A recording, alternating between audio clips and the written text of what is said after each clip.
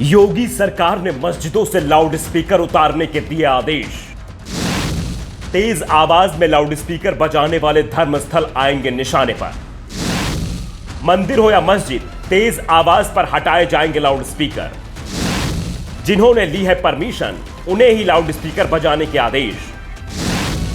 मंदिर मस्जिद परिसर से बाहर नहीं जाने पाए आवाजें। मस्जिद के लाउड स्पीकर की आवाज बाहर ना आए, अजान का शोर सुनाई ना दे, नमाज के समय भी लाउड स्पीकर की आवाज ना गूंज पाए, परमिशन नहीं है तो मस्जिदों से लाउड स्पीकर को उतार दिया जाए।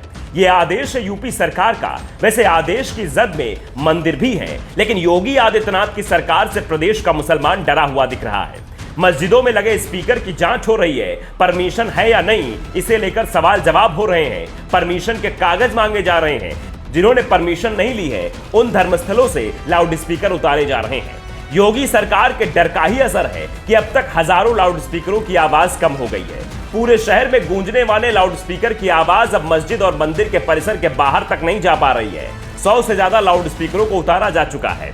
योगी सरकार ने सभी धार्मिक स्थलों पर, चाहे वो मंदिर हो या मस्जिद हो या फिर किसी अन्य धर्म समुदाय के स्थल, लाउड स्पीकर के प्रयोग के लिए गाइडलाइन जारी कर दी है। नई गाइडलाइन में कहा गया है कि धर्मस्थल पर बजने वाले लाउड स्पीकर की आवाज उस स्थल से परिसर के बाहर नहीं जाएगी। आवाज दूर तक गई तो फिर कार्रवाई हो जाएगी, और कार्रवाई शुरू भी हो गई है। यूपी के अपर मुख्य सचिव गृह अवनीश कुमार अवस्थी ने बताया कि लाउड स्पीकरों को लेकर शासनादेश जारी कर दिया गया है। सभी जिलों से रिपोर्ट मांगी है। 30 अप्रैल तक रिपोर्ट आ जाएगी। उसके आधार पर पूरे प्रदेश में कार्रवाई की जाएगी। जो भी अवैध लाउड स्पीकर है उसे हटवाया जाएगा और निर्धारित डेसिबल का पालन कराया जाएगा। दरअसल लाउड स्पीकर का यह विवाद महाराष्ट्र से शुरू हुआ।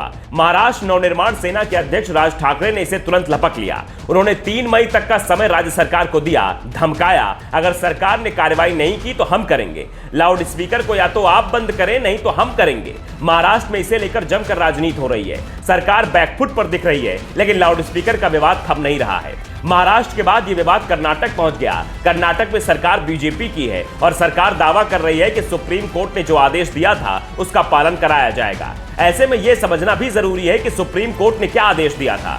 17 साल पहले साल 2005 में सुप्रीम कोर्ट ने लाउड स्पीकर की आवाज को धीमा करने को कहा था। सुप्रीम कोर्ट ने कहा था कि ऊंची आवाज यानी तेज शोरगुल सुनने के लिए मजबूर करना मौलिक अधिकार का हनन है। हर शख्स को शांति से रहने का अधिकार है।